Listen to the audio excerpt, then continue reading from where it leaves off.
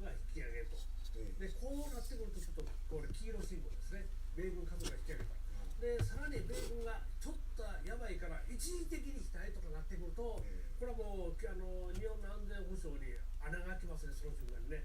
で中国はですね、昔から国内的に大きな問題抱えると、それをその国内の不満を解消するために、その対外問題に切り替える、目をそらすためにやるんですよね。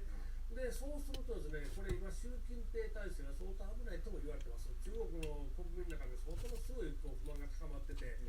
政権不信が相当強いと言われて、でこれをですね払拭するために、いやここは一丁尖閣でことを起こして、国民の不安をそらすかというような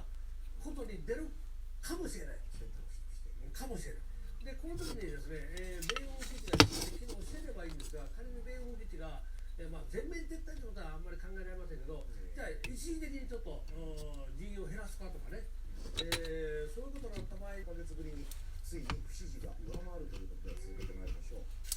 産経新聞社と FNN 日々ニュースネットワークは22日と23日にかけ合同世論調査を実施しました。安倍内閣の支持率は前回調査より 8.4 ポイント減の 36.2% で、不支持率は 7.8 ポイント増の 46.7% でした。不支持率が支持率を上回ったのは平成30年7月以来1年7ヶ月ぶりのことで、一方、肺炎を引き起こす新型コロナウイルスへの政府の対応については評価するとの回答が 46.9% だったのに対し、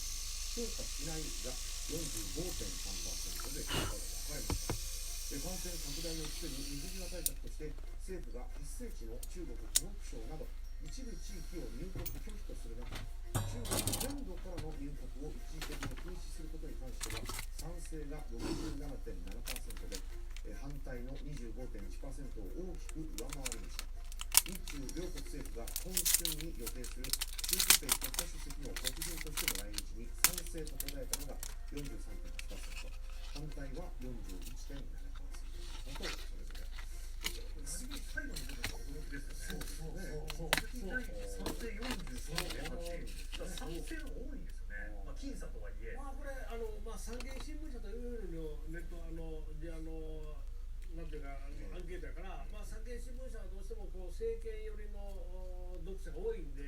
どうしてもこう安倍政権を批判したくないという読者の気持ちがあるんでしょうけど、それにしても来賓国賓来日で賛成の方が多いって、これちょっとどうなんかなと思いますね。いやこれ本当に驚きましたね。私は虎ノ門ニュースではもう断固として国賓は反対と、絶対に反対と、私はもうこの件に関しては安倍総理にメールしたくないですね。もう絶対反対や、返事は来ませんでしたけどね。いろいろね、総理の事情がね、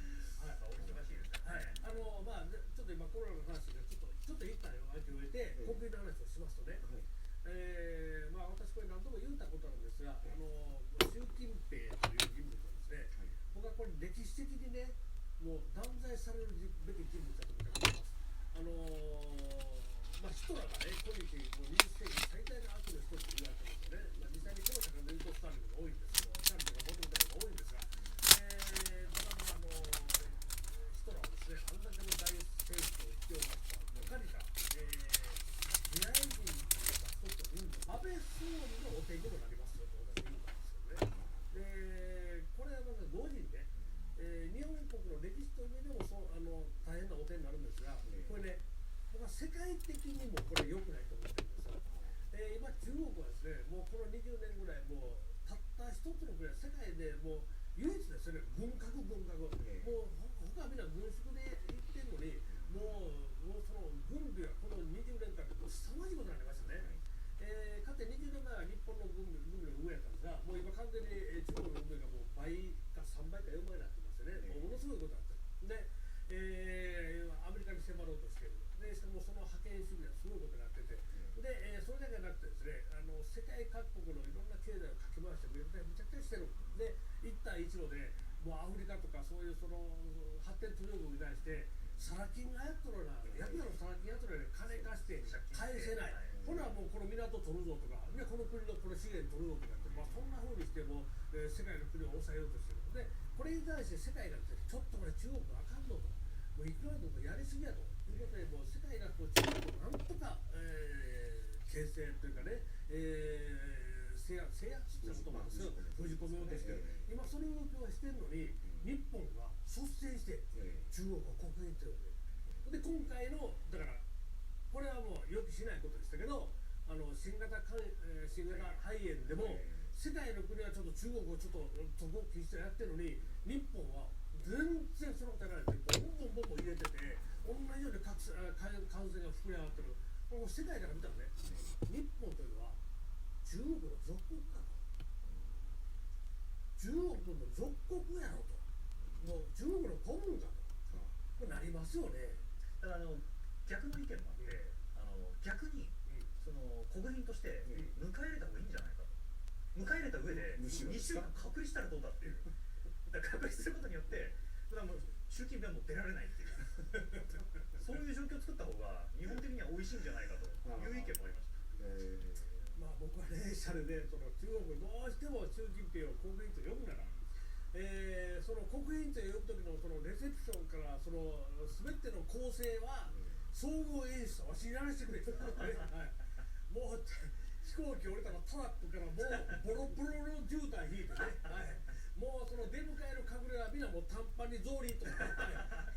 この寒い中もう食い物もね、これ半分腐っとるや食い物だから、もうそれはもういっぱい出してね、はい、もうそれぐらいやったらね、まあええかなと。まあ90番3回でかつてね、江沢民氏のブレーンがありましたからね。そうなんですよ。イギリスはそれやったんですよね。イギリスは習近平読んだ時に、やっぱりね、もう非常にこうイギリスの貴族ですよね、みんなね。日本はそれができない。日本はね、ほんまにもう嫌なやつでもニカニカ渡して、こんばんは、おいでやすってゲスなこと思いつくんですけど、実行できないんですよね。すみません、京都なんですか。京都時代そんなんやからね。これでも関西の方とかいろいろね、色彩がね、心理的が違いますよね。いやもういつまでも追ってんで言いながらね、もういつまでも追ってくれで裏で放置ひっくり返したんですね。今日のブブ漬けですから。そうそう。もう帰りますね。そう言わんともうお茶漬けいっぱいとか。怖い。それは関東の近辺には怖いですね。でちなみにこのさっきの世論調査で、まあこれさっき紹介されてなかったですけど、国会で桜を見る会とこの新型肺炎をどちらを優先すべきかという質問があって、それでも 89% ぐらいがもう当然ですけど、新型肺炎を優先すべきだと。当たり前ですよね。いうことで、まあその辺はやっぱ国民分かってるな。だからこの習近平国家主席の国賓来日、これだけちょっとどうなのかなと、まだ世論として伝わってないのかなというのを感じたところです。いやこれやったらね、僕ね、日中関係がさらに悪くなる僕は見てるんですよ。つまりね、日本人で、まあ、この間もね、このゲストに言ってましたけど、いやもう習近平読んだことによってね、逆に、中国はその日本に感謝して、あるいはその対日政策でね、若干いいことになるんじゃないかとみたいなことを言うて、これ絶対ないからね。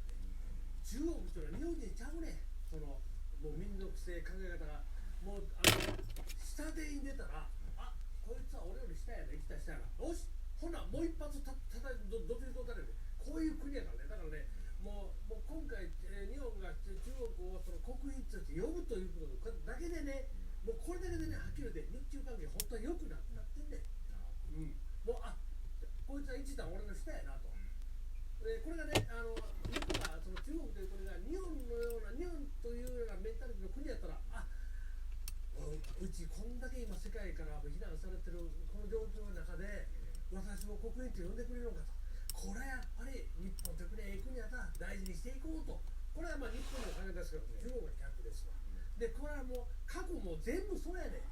もう何度も言ってますけどね、天安門の時でもその世界が中国に対して非難した時に、日本がいち早く中国に手を差し伸べて、世界のもう一回その中国をその世界の仲間に引き入れたと。で日本が率先してやった。これに対して中国はもう日本に何の恩義も感じるからね。はい、でその前のこれはだいぶ前やけど日本の中曽根が、雇用法首相の雇用がね、中国で困ってた。彼の顔を立てるために、今回はその靖国参拝やめとくかって言って靖国参拝やめた。これが逆に、いや中国はあの時日本はうちの雇用法の顔を立ててくれていろいろ配慮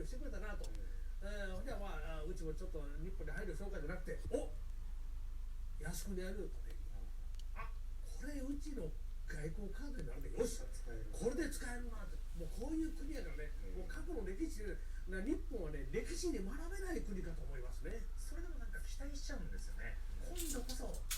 そ中国が配慮してくれるんじゃないかという、そういうすごいずっと騙されてたんですかね。ただご懸念のね、その十分が分かるんですけど、そのどうでしょう、その全人代延期決定ですから、ほぼ確実に無理なんじゃないですか。だからここは日本がね、うまく言えばもうなしなんですが、でもね、やる日本は分かりにくく余計なことを書きすぎ、誰に向けた発信なのかが分からない、そしてニュースや事象への曖昧さがあります。あと一つある、はい一つね、はい政治家でね、はい嘘かの政治家が多いやん。一番ダメですね。もうガー喜んでるけど、みんなに突っ込まれて、あんたそれ嘘やんって、あるよね、結構。ありますね、自自身にそうやって墓穴を掘ってる以外の何もないと思いますけど、では、和江さんが挙げられたこのね、悪い例の政治家ツイートの特徴を兼ね備えた方々はどんな方なのか、お一人目はこちらです、どうぞ。出ました。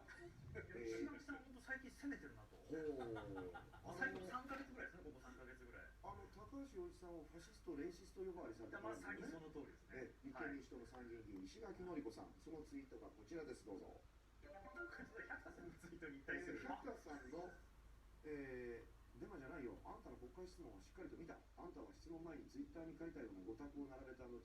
そのためにも桜について質問しますとはっきり言った。そして質問は桜ばかりで、新型肺炎の質問は全くなかった。桜を見る会の質問ばっかりしてっていう。そうそう、これ、本語で言われてるね、あんたは桜を見る会の質問で、国会質問では、そのコロナウイルスの問題でやって、桜ばっかりやってて、それがデマだーと言ってね、デマだーと言って、ほんで僕はデマじゃないよと、あんたの国会質問をしっかり見たと。ある程度こう言ったんですよ、これちょっと言いますね。